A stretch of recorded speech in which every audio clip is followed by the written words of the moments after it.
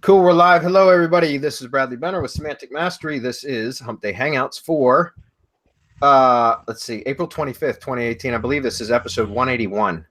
So we are rocking and rolling, and we've got Hernan and Marco on with me today. What's up, guys? I'll start with you, Hernan. How are you? Hey, guys. What's up, everybody? Looking good. Excited for today. Excited. It's great to be here. So. Very good. And Marco, our unapologetic spammer. How are you, buddy? Got that right. I'm not going to drop an F-bomb this early, but you know how I feel about Google. That's right. The Hump Day Hangout is still young. Yeah. Wait a bit. Get me riled up. That's right. Get a little bit further into it. Get Marco warmed up, and he'll be dropping plenty of F-bombs.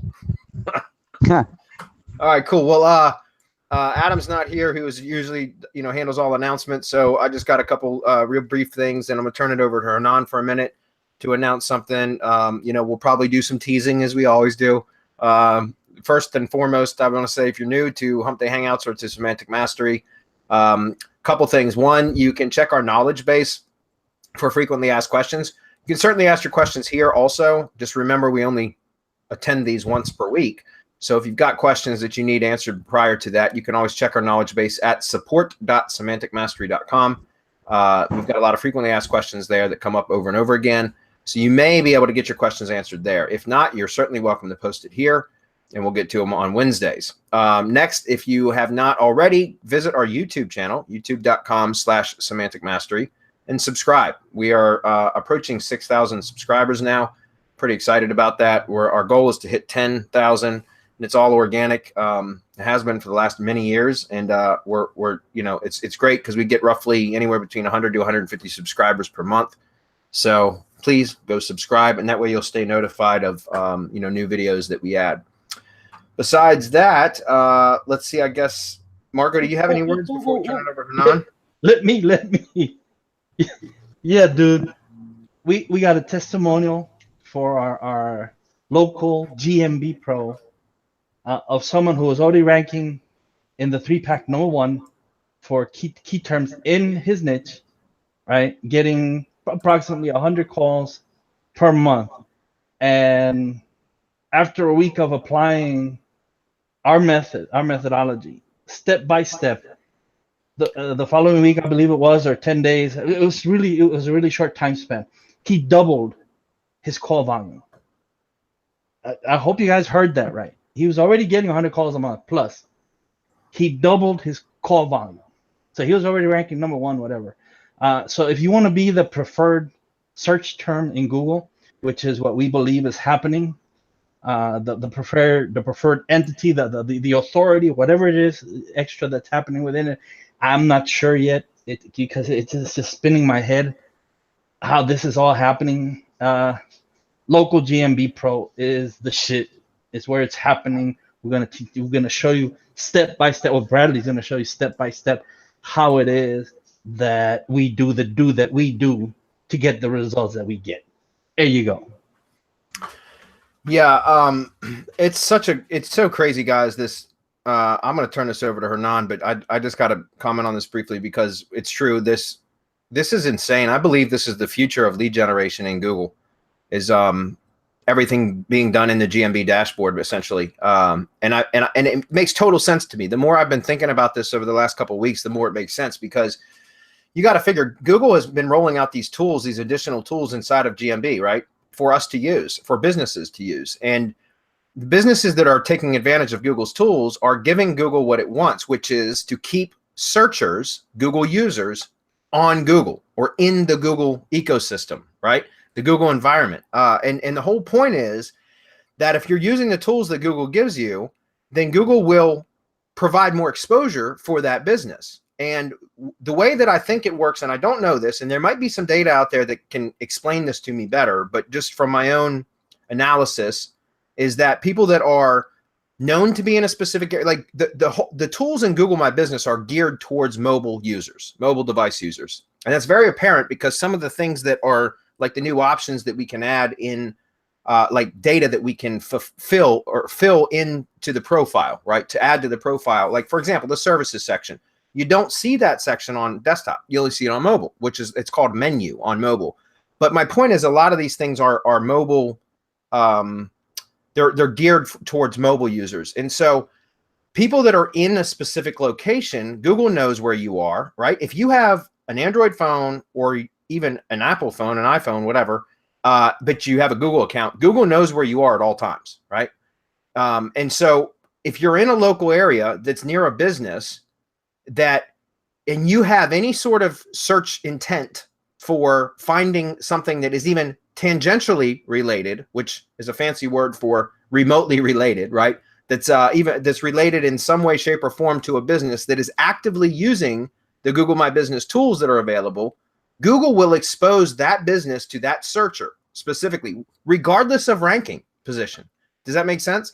And the reason why I know that is because in some of these tests that we've been running, the rank trackers aren't showing any difference. At least in the test that I'm running, I'm not seeing any difference in rank tracking. In fact, one of the newer sites, the case study that I'm doing for the local GMB Pro course, it's not even registered in the rank trackers yet because it's brand new, and it's literally not even a website yet. So because of that, but the client's already getting calls. He's getting clicks and calls and messages because we set up the messaging app inside of GMB2. And my point is, so how is that so? If he's not ranking, how is he getting phone calls and clicks and messages to his Google Maps listing if he's not even ranking, right? And so that just goes to show you that people that are in his city or in that particular city that are searching for things that it's a taxi cab company, right? So let's say that they're searching for sporting events or wine tours, or they've been searching for transportation services, or they've been looking at different sort of like tourist attractions or points of interest and things like that, and they're located in that area, and then they go search for taxi service. Google's going to show the businesses to that user, regardless of where it's ranking. It's going to show that to that user because of them being in that area and having a search that is related to that business, and that business happens to be posting on a regular basis. And so again, it's just really incredible, guys. And I've basically been pitching all my clients on this service. If you guys remember last week, I talked very briefly in the beginning about how I'd sent an email out to 3 of my top or longest running clients, offering to do Google My Business posting service, 4 posts per week. And basically that's all I'm doing. It's nothing else. I even specifically in the email that I sent to them said, I'm not doing any SEO. This is not going to be like rank tracking stuff, or, this is just literally me providing you a service that's going to be, X number of posts per month. And I sent out an email to them and saying, look, I'm going to be selling this as a $400 a month service, but I'm willing, or I'm offering it to you guys, my longest running clients, for $250 a month. And the only reason I did that is because I wanted to buy the agency account, which is called the Medium account, I guess, on Sendable, which is $200 a month. And I was like, well, before I commit to that, let me just check with 3 of my clients to see if even one of them signs up, I'm already making money, right? I'm already got a positive return on investment. And I'm just going to train a VA to do it. In fact, I talked to the VA today. She's one of my curators. She's going to do it for me, and she's willing to do $5 per post, per GMB post. Like I'm going to pay her $5 per post. So think about that, guys. Like on the low end, $250 a month. On the high end, $400 a month, that's what I'm going to be charging when I roll it out publicly to the rest of my clients. And it's also going to be a leading service, something that I'm going to lead with when I'm prospecting for new clients for my agency, because it's so damn powerful. And it's activity based. It's activity based, meaning all I got to do is produce what I say I'm going to do, which is X number of posts per week or per month or whatever. And that's all that I have to do to fulfill my end of the agreement. Although it will produce results, I'm not promising results. All I'm promising is that I'll be doing the posting. However, I will quantify the results because I will take snapshots or screenshots of the Google My Business dashboard, which they call Google Insights.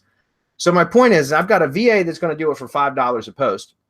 And if I'm doing even if I'm doing 4 posts per week, that's $20 per week that I'm paying a VA. So $80 a month. That on the low end, again, I won't offer this to anybody else. It's $250 a month. So that's $170 a month in profit off of that, minus the small amount of fee that I'm paying Sendable, right? Which will be spread out across multiple clients now. But then on the high end, $400 a month, right? So $80 a month to pay the VA. That's $320 a month, again, minus a small amount towards Sendable. That's a huge profit margin, guys. And it's something that is 100% outsourced, right? And it's so again, this is something that I'm super excited about. I know Marco is. I can hear the excitement in his voice. So if you guys aren't already using it, start digging around in there. Our course is going to come out next month. When it does, we're going to show you all the tips and tricks, that stuff that I'm not even aware of yet, because Rob and Marco are in the lab figuring shit out all the time. But check it out. Start using it, guys. Start playing around in there and start watching the Google Insights, which is like I said, it's analytics for GMB, and you'll start seeing a lot more activity just from being active in there. I promise you that. So sorry I took up so much time on that. It's just very exciting for us. So Hernan, I'm gonna turn it over to you to talk about the battle plan. Yeah. Just to top this off, this is a marketer's dream. This is an SEO's dream, because it's traffic without rankings, guys. Right. You never again have to talk to your clients about ranking for shit. I'm gonna get you traffic. It's going to be targeted traffic. It's going to convert. Or you don't have to pay me anymore. You just walk away. You're free to walk away. But I'm going to produce results for you, and they're going to come, and they're going to love you, guys. I'm telling you, this is it's unheard of. Yeah. And the last thing, real quick, Hernan, before I turn it over to you, is out of the 3 clients that I emailed last week, 2 of them have signed up. I remember telling you guys one of them had already replied, said yes, sign me up immediately. The other guy, I actually just spoke to. There's partners in one of the businesses, and we were conversing back and forth I was conversing with one of them last week via an email thread. We had about a dozen replies back and forth. Well, his other partner called me today and said, hey, I was looking at the email thread from you and John, and tell me a little bit about this. So I told him over the phone what it was, because he kind of thought that it was like so my Google ad will pop up if somebody searches, and I tried to, I had to go explain to him in layman's term that no, it's not an ad. And I tried to explain to him what I just explained to you guys about how I think it works. All I know is it works. This is how I think it works. And so anyways, he said, yeah, sign us up. So I got 2 out of 3. The third one, it's funny, but he's been a longtime client of mine. He sent me an email back today, because I sent him a follow-up email, because I sent him 7 days ago the pitch email, and he never replied, and I was really surprised. So I sent him a follow-up email today saying, hey, look, this offer is going to close, or it's going to go to its regular pricing at $400 a month next week. So if you're gonna do it, do it. I highly recommend you do it now. He sent me an email back, and he's like, I can't handle the amount of calls I have right now. I'll let you know when I can. So he said, I'll definitely sign up, but just right now I can't handle the number of calls that I'm getting, which is a good sign, means I'm doing my job. So anyways, that said, guys, again, it's very, very powerful. Highly recommend you check it out. The local GMB Pro course is going to be super, super good. I mean, I think it's so cliche to call it a game changer, but I truly believe that that's the case. I think this is the future of lead generation in Google. So, all right, Hernan, your turn. Sounds good. Yeah. Real quick, so that we can jump into questions, but that's exciting. I mean, I'm excited for the local GMB Pro. And another thing that I'm really excited is that today we're making, quote unquote, a soft launch of the Battleplan version 2. The Battleplan was kind of our go-to product for, a year. And because, we produce so much content, we give away some of the, so much good stuff, a lot of stuff that other experts are actually charging for. We're giving it away for free. But the main point is that people were asking for a guide, step-by-step condensed guide that people could follow over and over and over again. So we launched Battleplan version 1. I think it was a year ago. And, it's been working really, really well. But now has been the time where, we needed to update some service. We have been adding services. We have been, discovering new things. The techniques inside the Battleplan version 1, they still work, but we kind of rearranged a bunch of things within Battleplan version 2 to fit what we're doing right now. We added, new tutorials and whatnot. We are doing a new update webinar for version 2 buyers. That's to be designed, but we're gonna do it as we did with version 1. Anyways, just get it. It's super inexpensive. It's gonna be inexpensive for a while.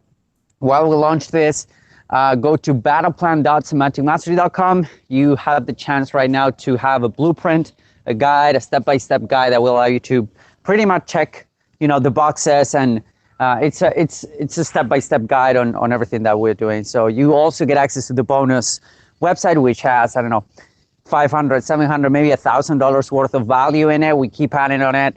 So it's a no-brainer. So yeah, that's basically it. Go to battleplan.com, battleplan.semanticmastery.com, get your copy, and yeah, start, get that blueprint, because it can potentially change your business the way you do it, because it's a process. We talk about processing, and we talk about doing stuff that's simple, not complicated. So that's how we set up the battle plan to be. So let's just, to be clear, well, a couple things. Number one, Hernan, you made quick work out of that page. That was awesome, man. okay. Good job, by the way. Number two, guys, if you're looking for a complicated PDF with hundreds of pages with a bunch of fluff in there because it makes us sound like we're smarter than we really are, don't buy it, because you're not going to get that. The battle plan is simple, straightforward. It's a process, step-by-step system that we use for all of our digital assets whenever we're launching a new site, trying to boost existing sites, whatever. And again, we simplified it for a reason, so that it's an easy to follow process. Most of you are probably familiar with battle plan already. Some of you are not. So again, if you think that it's going to be some super huge PDF full of a ton of bunch of crap that you don't need to know, then that's not it. Just don't buy it. But if you want a simple plan to follow, the same processes that each one of us at Semantic Mastery use for our own assets as well as clients, then this is it. So check it out.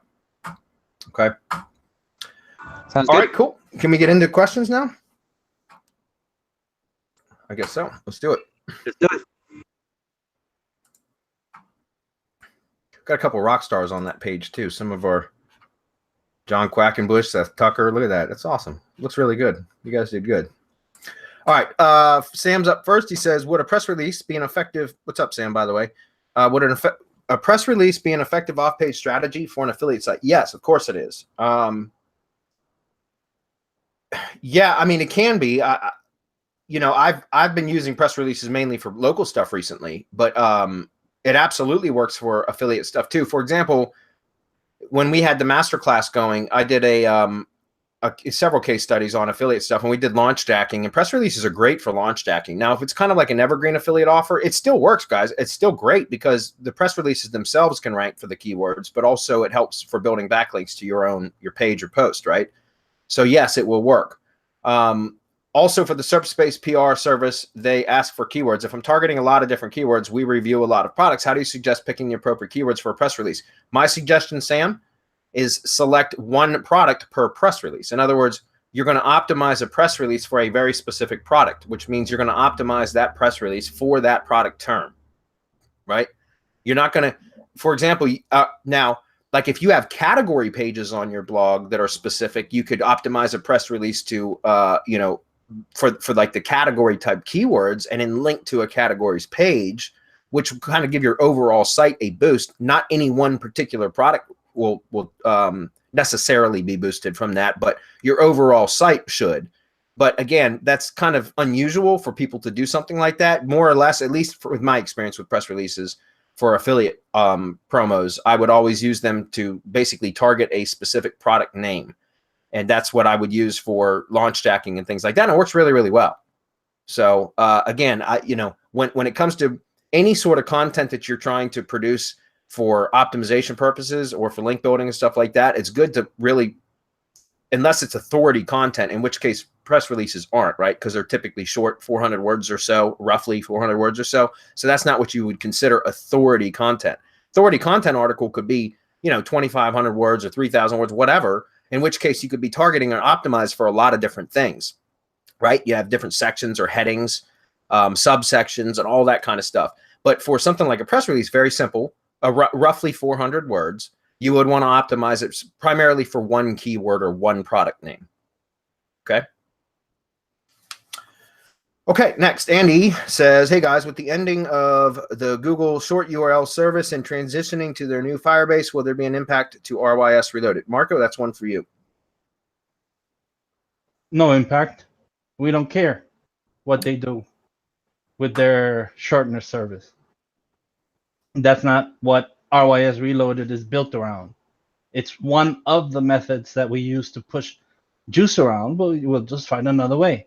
Yep. That was really simple.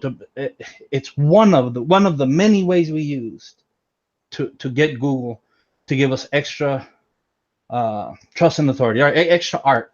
If you're familiar with RYS Reloaded, then you know what I'm talking about. It's like activity, relevance, trust and authority.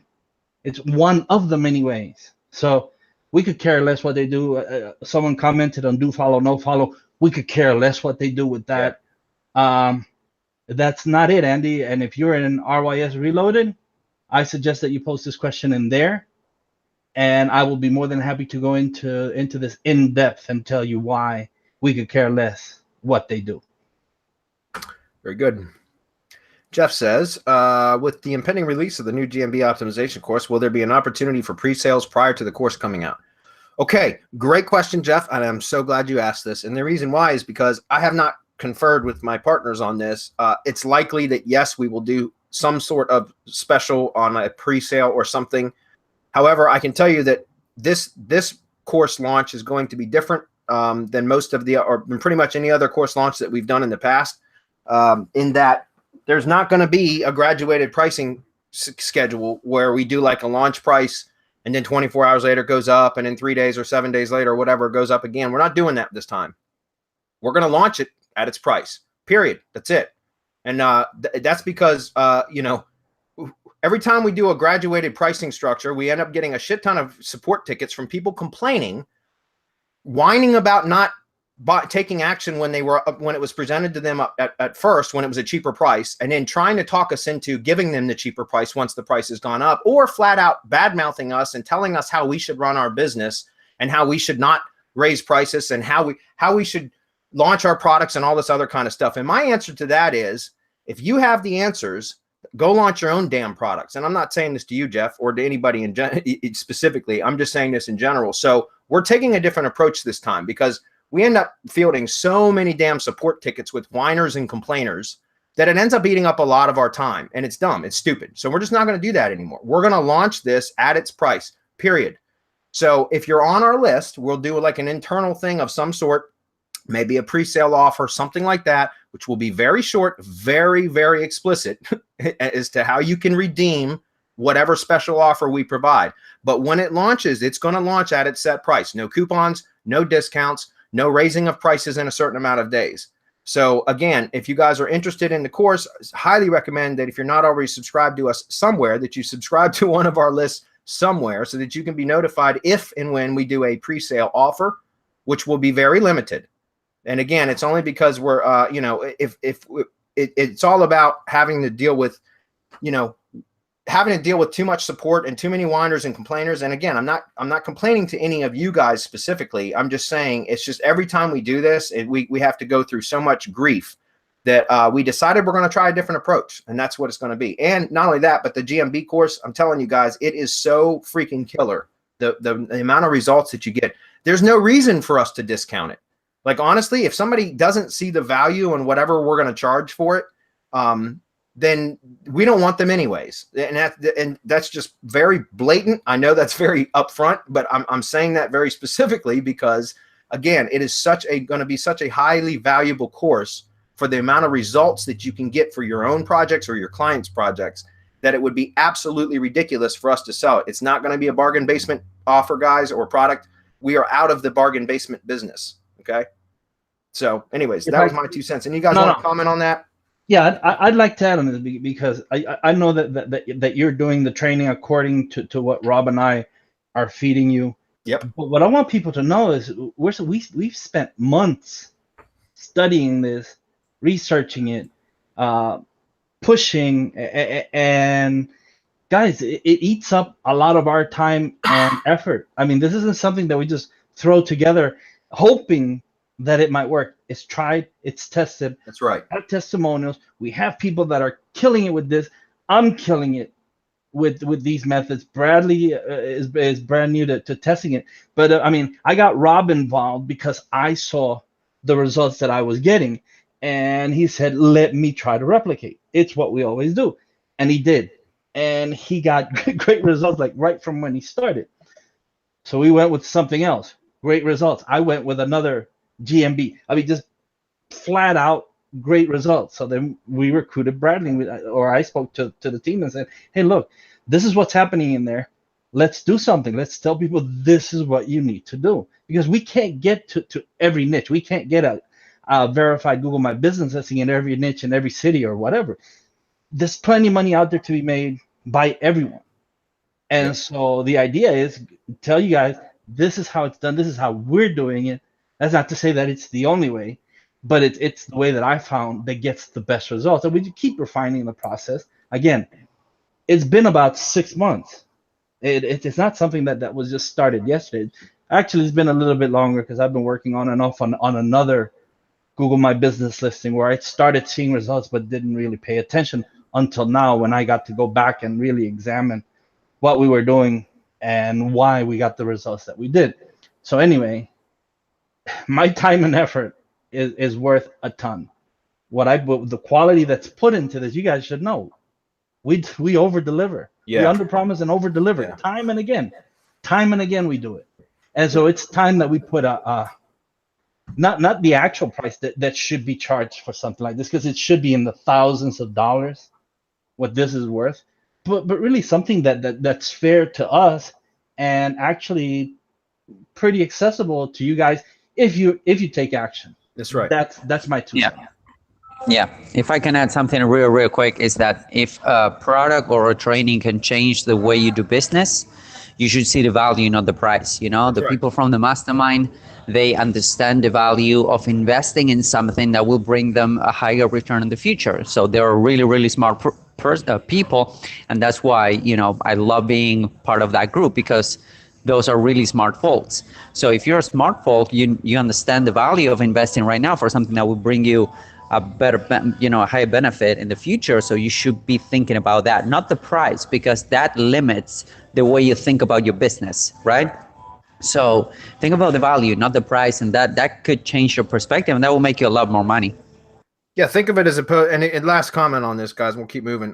But my opinion on this is, when you look, if the first thing you think about is price, and look, I get that, I do that too sometimes, guys, but you know, I might think about something and base my initial judgment upon price. But then if you think about it a little bit further, kind of like what Hernan just said, something like a training product like GMB Pro, right, is not an expense unless you don't use it.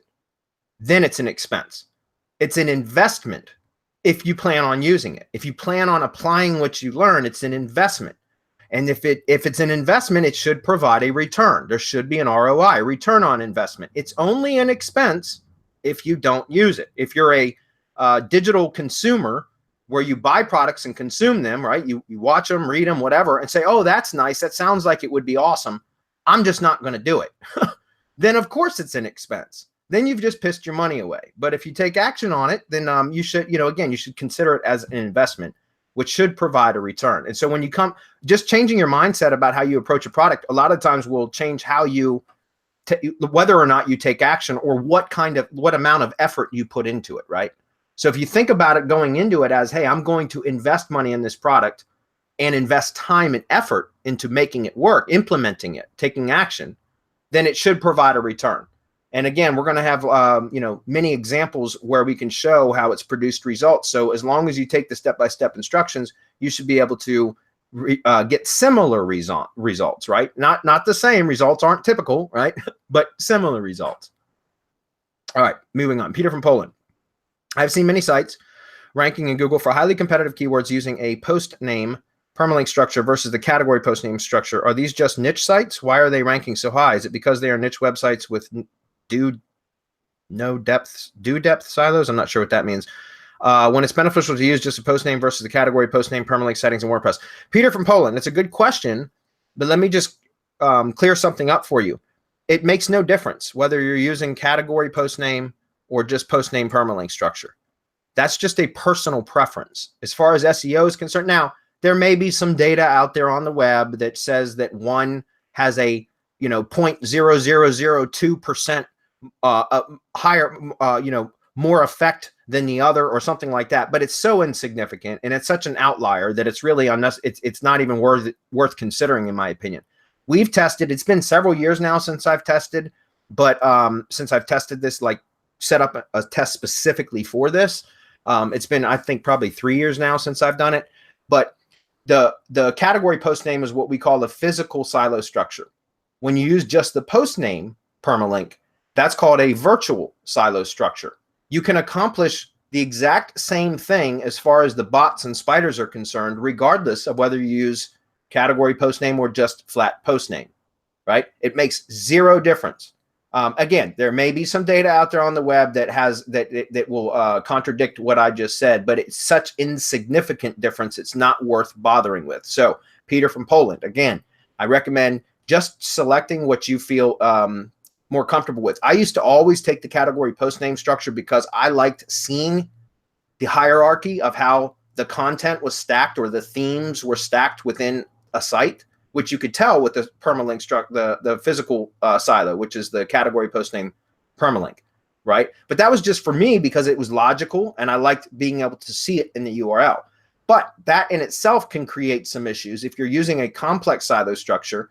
And those of you that have built complex silos into your sites, you'll know what I'm talking about, especially local stuff, where you can run into some really strange or some weird post slug issues, right? So the post slugs, you get like -1s and -2s and stuff like that. If you're trying to use like categories or subcategories across multiple, like if you try to use the same subcategory across multiple categories, which would happen like with location-based silos and things like that, then it creates like these -1s and -2 type slugs within the category URLs, right? And so again, it's hard to reconcile those when you're using a physical silo structure, which is the category post name permalink.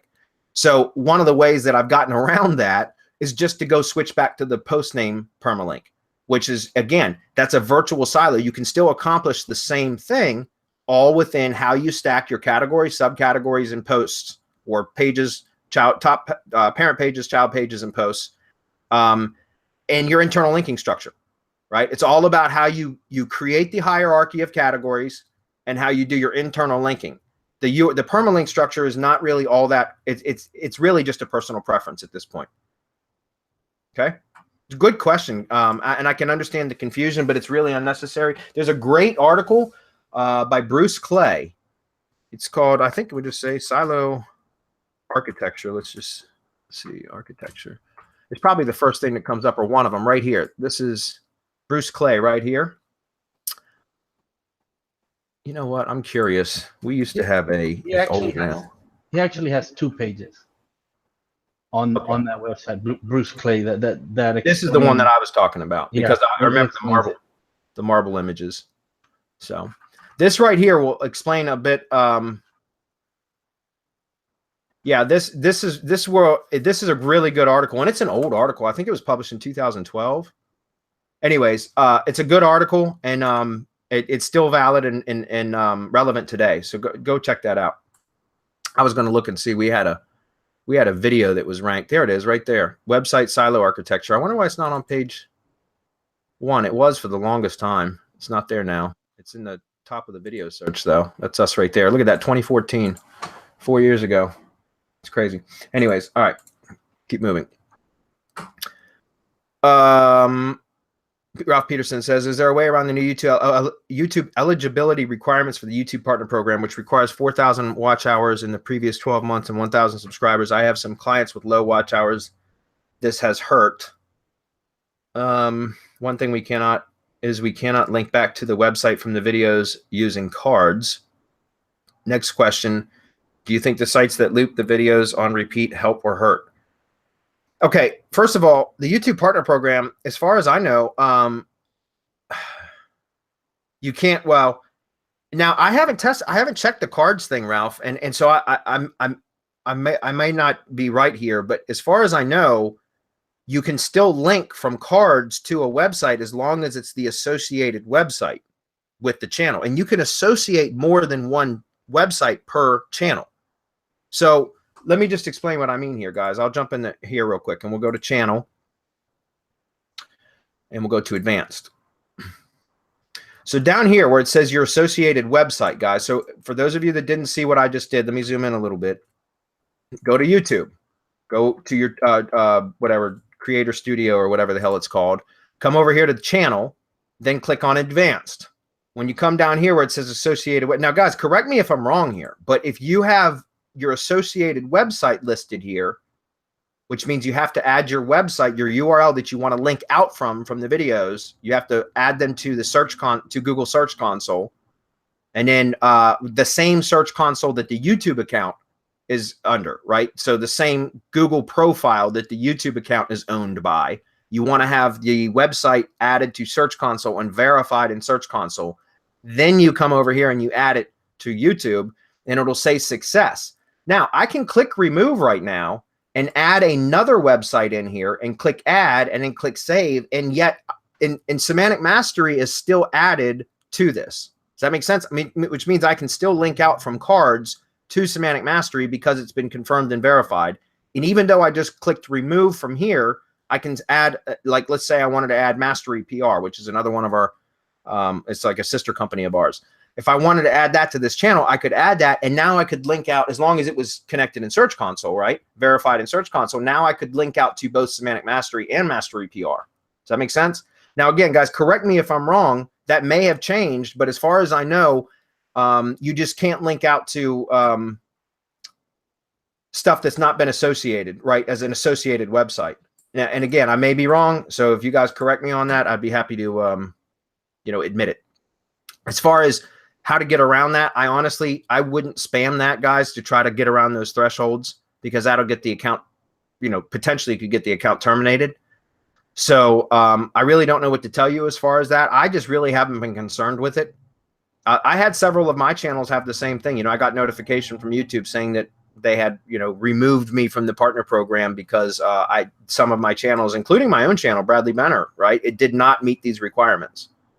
So again, I just don't really care that much. But if I'm wrong about the cards thing, please correct me.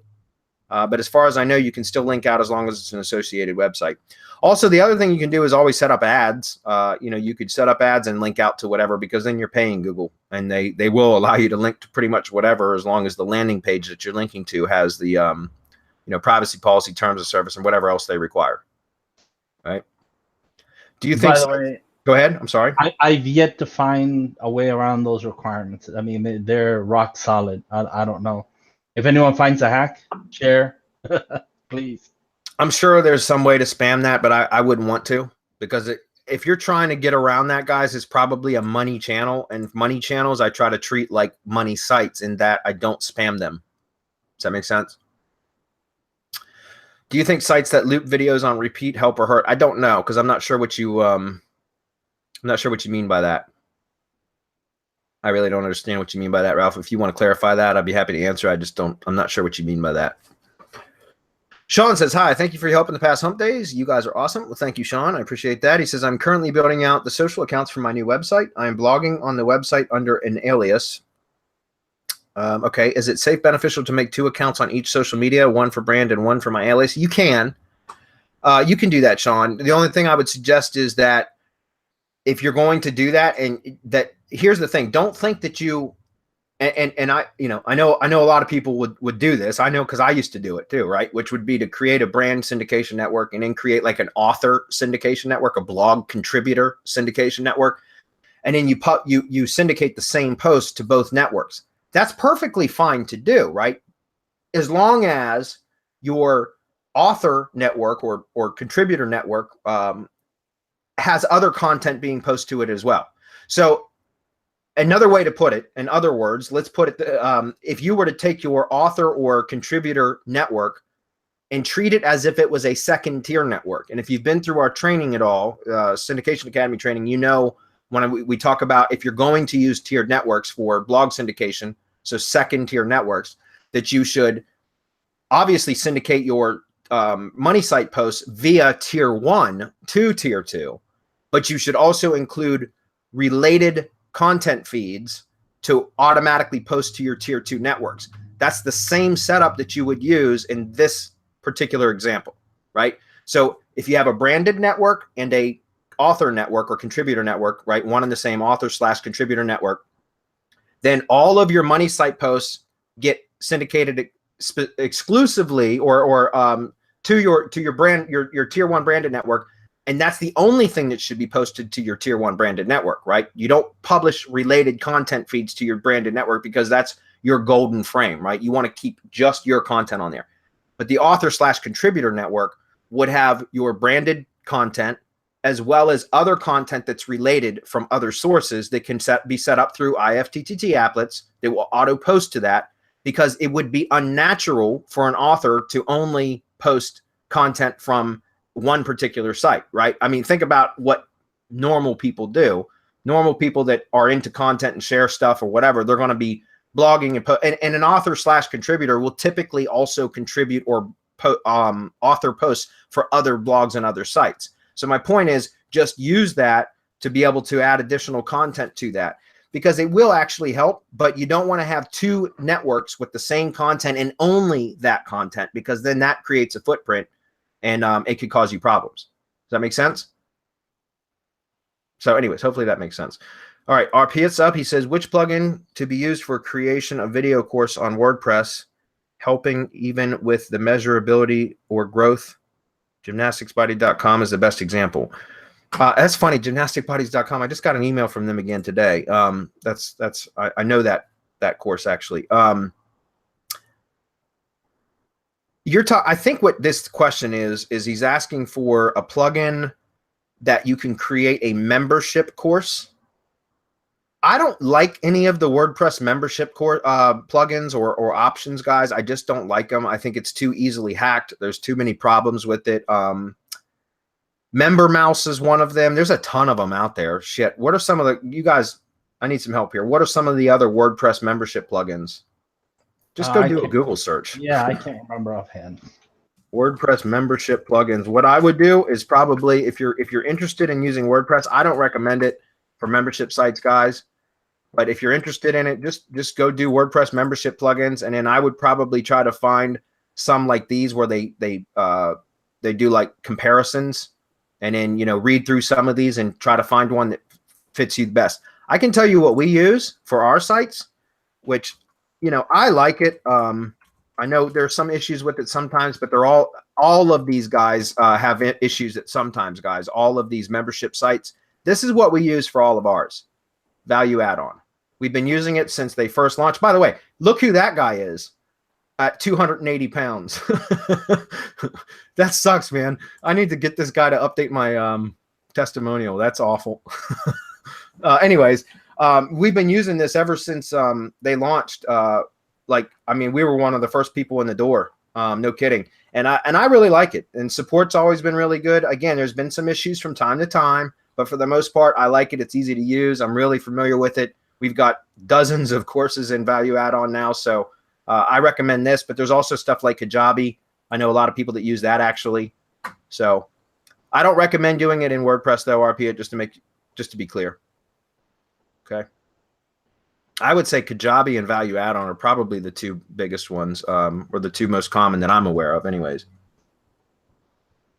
All right, next, Gordon says, hey guys, your help on these hump days is greatly appreciated. Well, thank you, Gordon. He says, if I understood correctly, you mentioned that if you're using a P.O. box address to verify GMB listing, we should not use that strategy for more than one listing under the same brand in case Google discovers one of them and investigates the other. Could you please clarify? Yeah, and what I really mean is under the same Google profile, Gordon. What I mean by that is if you're going to use the P.O. boxes, then I highly recommend that you, for each new GMB profile that you set up, so each new local business profile that you set up, that you create a new Gmail account so that the owner, I'm using air quotes, the owner of that account, that Google My Business profile, is a unique Gmail account, unique persona. Then you can add yourself, Gordon R., as a manager so that you can still access Google My Business from your own Google profile and still manage the business. And you can manage all of the businesses, even like if it's a multi-location business, the same brand, right? They're all going to be the same brand, just different locations. You can still manage all of those from one manager account. But every individual location is owned, again, air quotes, is owned by a separate Google profile. The reason why is because if you connect all of them under the same owner account and it gets investigated, then yeah, it can literally, and we had one of our mastermind members post about this just recently, something similar happened to him. And he lost a couple of accounts or several accounts because of it. And that's something you want to avoid. And that's why I specifically always tell you guys to try to reduce your exposure by doing that. It's a little bit of a pain in the ass to set up a different Google account for every account. But when you lose something that you, a profile that you put a ton of work into, a ton of SEO time and effort, money, and all of that into that was producing revenue, that's going to hurt a lot worse than taking the few minutes it takes to set up a new Gmail account, right? Also, because Gmail accounts are becoming harder and harder to create, spam accounts, I recommend you just buy the accounts. Again, that's what I do, guys. I mean, I do still create. I just, the taxi service company that I just landed as a client about a few weeks ago, I created that Google account myself from my own IP. It was fine. It didn't even require phone verification. And again, this is only probably because I don't create accounts very often for my IP anymore, because I buy them all. And that's what I recommend that you would do. All right. Next, I know you prefer using subdomains for each different location when creating a lead gen site instead of using inner pages. Does Google add ranking power to the entire site? The more locations you get top rankings for if you use subdomains the way it does when using inner pages? Yes, it does.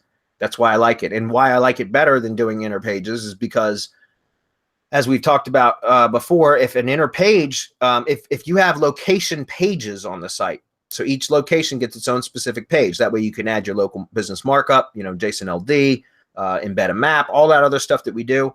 And that's how you should do it, right? Each location should have its own dedicated page. The problem with that is if any one of your pages, locations catch a penalty for whatever reason, then it could literally pull down the entire site. Whereas if you have them on subdomains, yes, it cumulatively adds to the overall authority of the domain. I know that for firsthand experience because I've got some lead gen sites out there that have, you know, as many as 14 or 15 locations now. And the one now I add a location and it ranks in 30 days, whereas opposed to it used to take 6 months. And that's just because I'm continually adding to that brand and adding more sites and adding more relevancy, if that makes sense. But with a subdomain, if you catch a penalty on a subdomain, it's only it's isolated to that subdomain. In other words, it won't pass over to the root and then take down all the other subs. Does that make sense? So the worst thing you can do is catch a penalty on a root domain because it will kill all the inner pages on that domain and all the subdomains. But if you catch a penalty on a subdomain, it will only affect that subdomain, not the root and not the other subdomains, the sister or sibling subdomains. Does that make sense? Okay. Last, you mentioned that we should place links within periodic, periodic news site blog content to the pages we want to rank. So how many of those links are considered acceptable for each post for a local lead gen site? Thank you very much for your help. I'm not sure what you mean by that. How many of those links are considered acceptable for each post? What I recommend is each post have one primary target URL that you're trying to promote. That doesn't mean that you only put one link per post. Because obviously if you're curating posts, which is what I recommend because it's way more efficient and you can outsource it, that you're obviously going to be linking out to the curated content sources, right? You're going to be providing attribution. You're going to be citing the source and linking to the original article sources or content sources, because it doesn't have to be articles. It can be videos, slideshows, anything, right? Audio, MP3 embeds, all that. So if you're curating content, you'll be linking out to other stuff as well. But you should have one primary target URL as an inner page that you're trying to promote within your site, right?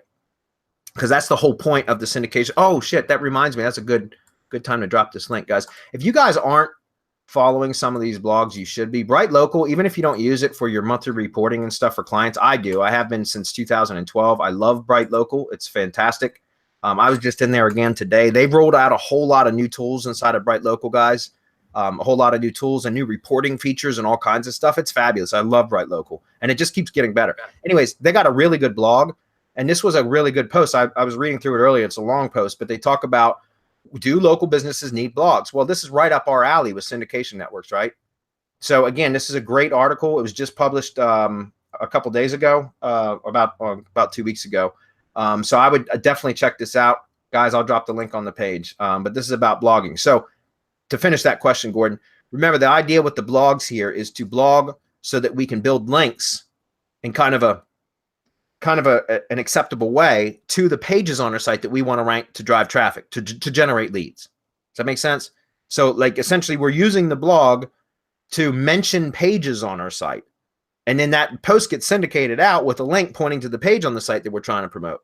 So it gets syndicated out to our syndication networks, which are backlinks to that ultimately point to the page that we're trying to promote. And then we can boost those with tier 2 links and tier 3 links and blah, blah, blah, so on and so forth. All right. Let me post this real quick. This is that Bright Local post, guys. Go check it out. Pretty cool. Okay, keep moving. Armand says, what up, bromosexuals? That's funny. Love you guys. Strictly platonic, I promise. That's funny, Armand. He says, wanted to know if you guys here have ever used EIN Presswire for stacking press releases. No, I've used EIN Presswire. They're actually based in Washington, D.C., which is like, you know, an hour drive from me. And every time I guess it's in, I get a lot of pitch emails if you guys are using press releases, you've probably gotten pitch emails from EIN Presswire too, and essentially, if you publish a press release with your contact information in it, you'll get an email from them, and they'll say, hey, look, we'll give you 10 press releases for whatever X amount of dollars, things like that. So I have tested them because the pricing always looked really good. But you're right in that a lot of their distribution networks are like their own sites that they built on subdomains and stuff like that. And there's some value to that, guys, but not nearly as much value as there is getting published across, unique domains, not unique subdomains, but unique root domains, right? So there is some value there, guys. If you're on a budget, it's something you might want to consider, because I know it's a lot cheaper than some of the other services. But again, remember, guys, you get what you pay for. I'm not saying EIN Presswire is terribly bad. I'm not saying that. I'm just saying doesn't have the same SEO effect as using a better distribution service. Does that make sense? So another question, if you have time, have you ever used Bluechip Backlinks? Yeah, we used it extensively for quite some time. To 301 redirect expired domains to tier 1 properties and saw results. Yeah, but I don't you can do that, but I would recommend you do that very selectively, even to tier 1 properties, never to your money site. When I say never, there's always an exception, guys. 301 redirect, like if you find a super powerful domain, especially if it was relevant, the original content was relevant. If you want to redirect that to your root domain, that's, it's totally going to depend on many variables. But if all of the boxes check off correctly, then you could do that. But I would recommend that you do it very sparingly, few and far between, because a whole bunch of 301 redirects to a root domain is a flag, right? You don't want to do that. Even tier 1 properties, I would be careful with that. So here's what I did. If you're using 301 redirects, is you can create a buffer page. I prefer to do that with like an HTML page that I host in Amazon S3.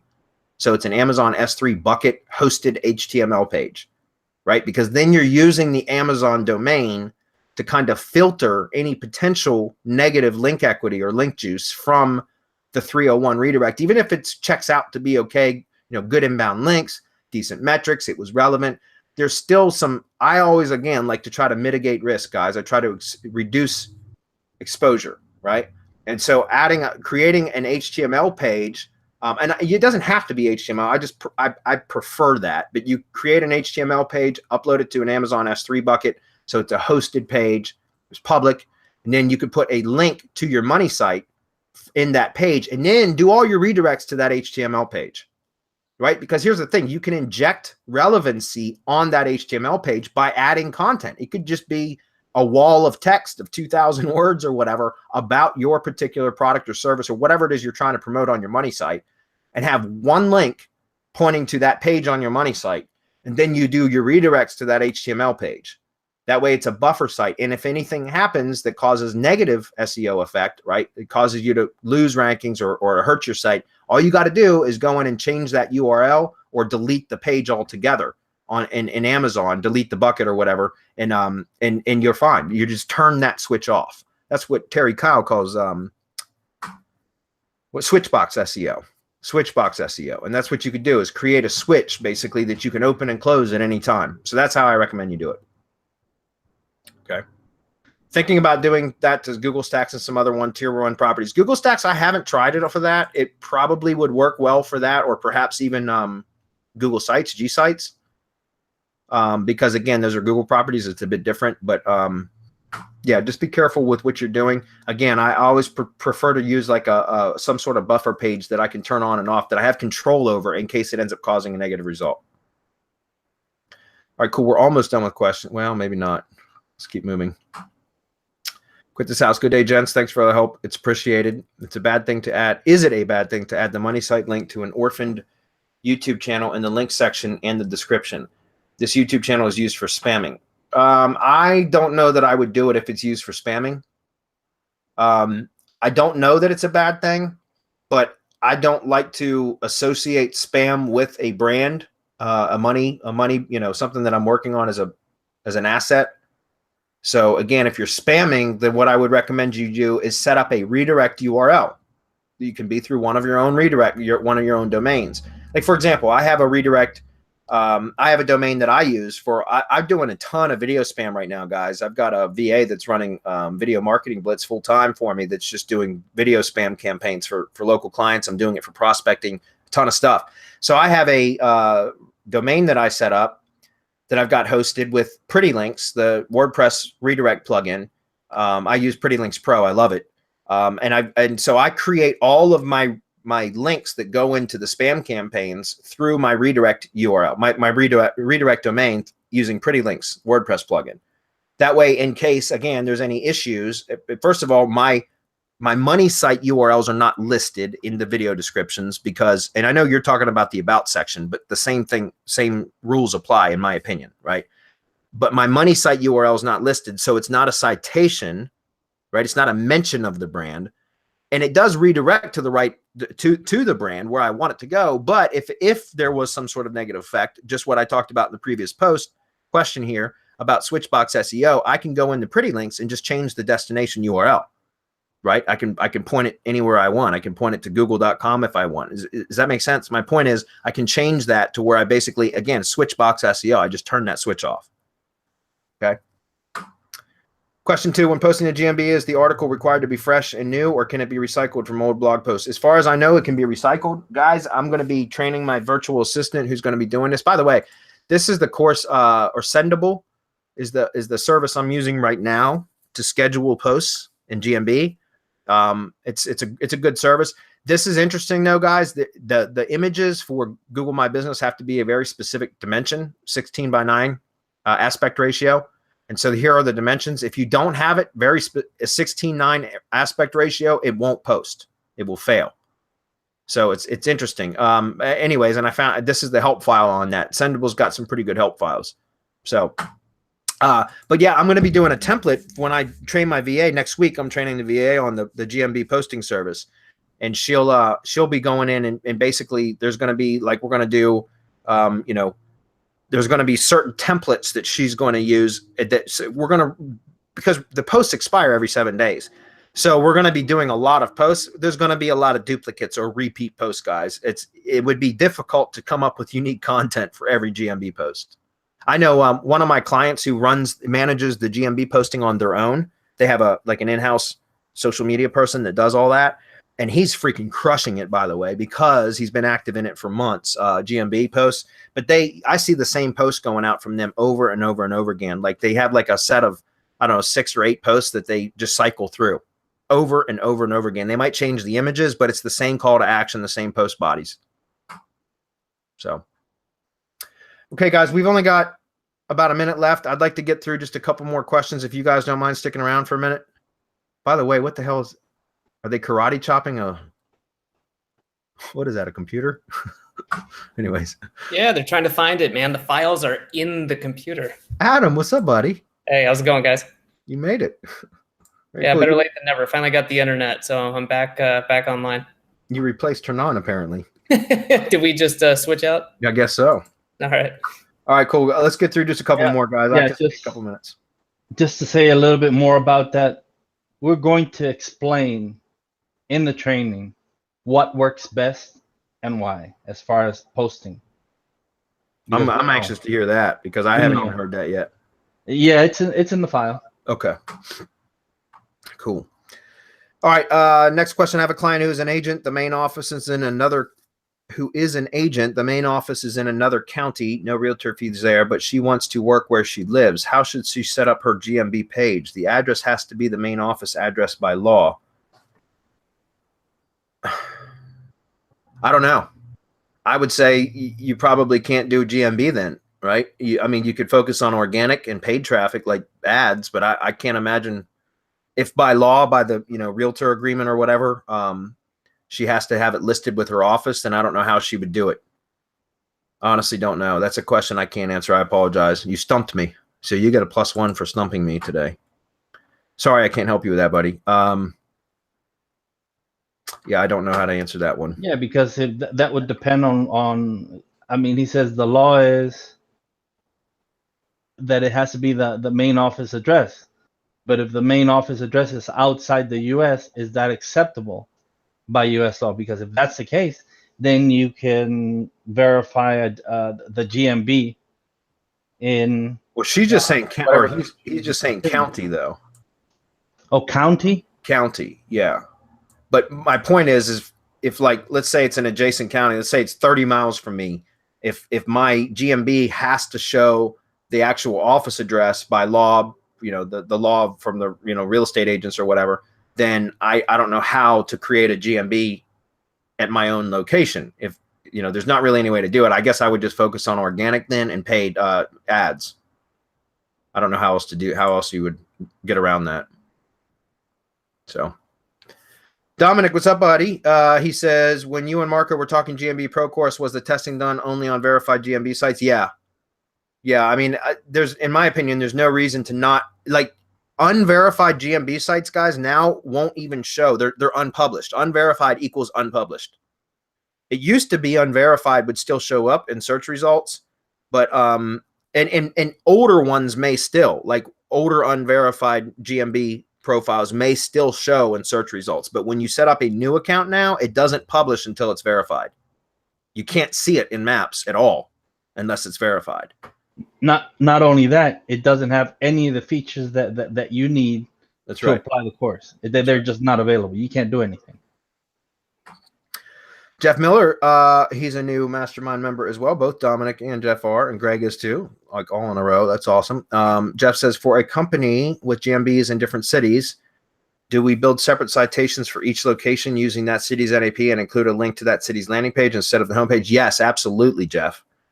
In fact, each GMB profile should have a unique landing page URL too. Does that make sense? And there's a reason for that. So again, as I was just talking about earlier, somebody was asking about, multiple locations having either inner pages or subdomains. It's fine. If you want to use inner pages, it's fine. Just be aware of what I talked about earlier, which is, the risk factor, right? But each location should have its own separate page, right? So that you can add JSON LD, local business markup. You can add, embed the map. You can make that entire page 100% relevant to that specific location. Then you use that location URL, location page URL as the website in GMB, right? As the website URL. And you can change that, guys, without it triggering re-verification because it's an inner page on the same domain. Now, I'm not saying that there might not be some weird thing that triggers re-verification, but in my experiences doing that, it does not trigger re-verification.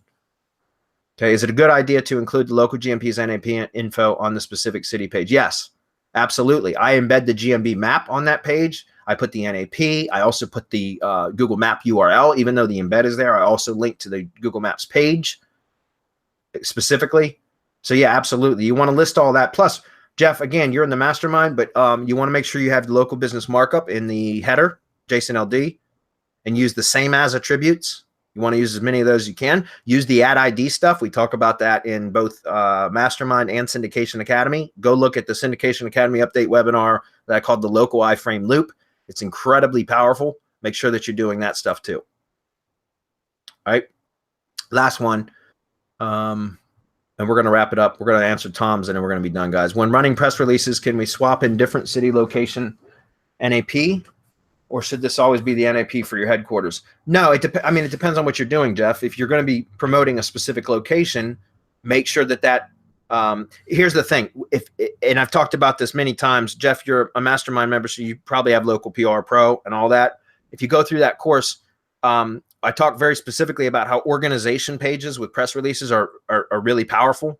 And so like our press release service inside of SERPspace will give you the ability to create an organization page, right? And so from there, each location should have its own organization page because your NAP is part of the organization, right? So when you set that up, your NAP will be there plus a link back to your site. Then any press release for that specific location will be shown on like basically an index page, like a blog index or a category index page for that organization. It will show all the different press releases. That's a great spam point or link point that you can point a bunch of links to, right? And it's got an NAP, your citation, with a do follow link because the organization pages that you generate from inside SERPspace with the press release service, not the press release plus service.